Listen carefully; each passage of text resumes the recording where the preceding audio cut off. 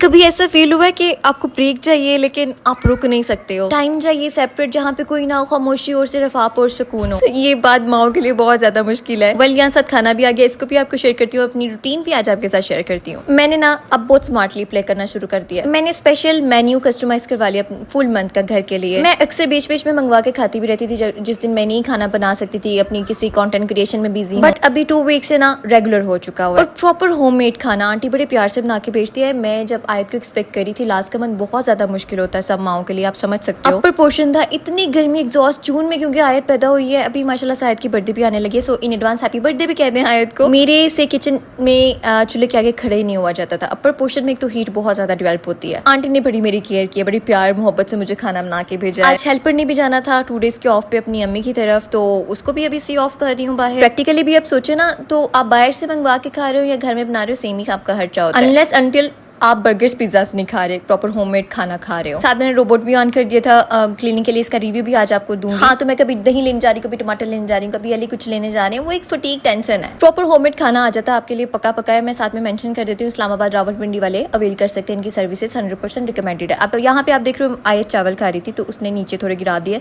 तो इसके साथ क्लीनिंग बहुत ज्यादा ईजी। अच्छा, वैसा भी नहीं कि इतनी आसाइशें हैं तो कोई काम नहीं होता, बहुत से काम होते हैं छोटे मोटे, आप खुद रिलेट कर सकते हो। ये सारी चीजें आपने खुद करनी है। अच्छा, मैंने कुछ टीएम्स चेक किए थे, तो मुझे कह रहे थे कि यार आप फुल टाइम क्यों नहीं रख रही हैं अपने पास, आप कंटेंट क्रिएट करती हैं, आप आर्ट का काम करती हैं, तो आपको तो चाहिए रखो। मुझे फुल टाइम होममेड जो है ना वो समझ में नहीं आती, मैंने इसलिए खाने में अपने लिए आसानी कर ली। आयत को संभालने के लिए मैंने एक बच्ची रखी हुई है, ठीक है। बाकी अगर घर की मेंटेन की आप बात करो ना, कोई भी हेल्पर नहीं कर सकती अनलेस अनटिल वो डीएचए वाली मेड क्यों ना हो, वरना कोई भी उस तरह से मेंटेन नहीं रख सकता आपके घर को जैसे आप खुद अपने घर को रख सकते हो। खाना भी मैंने इसलिए लिखवाया हुआ है क्योंकि प्रॉपर घर वाला टेस्ट आता है, घर वाला फूड आता है, बाहर वो ढाबों वाला खाना नहीं है। अगर हमने हेल्पर भी रखी है, हम अपने बच्चों को प्रॉपर टाइम देते हैं। अली मैं इक्वली अपने बच्चों के लिए अवेलेबल है। जिस टाइम पे मैंने आपको गाइड करना होता है ना, उस टाइम पे बिल्कुल जो है मैं साइड पे रूम में चली जाती हूँ, उस टाइम पे रिस्पॉन्स करती हूँ, क्योंकि आयत बहुत शरारती हो चुकी है, आयत बहुत शोर डालती है। मैं आपको वॉइस मैसेज नहीं कर सकती, पीछे आयत तय तय चीखे मारती रहती है। यहाँ अली आगे थे, सादी सैलेड वगैरह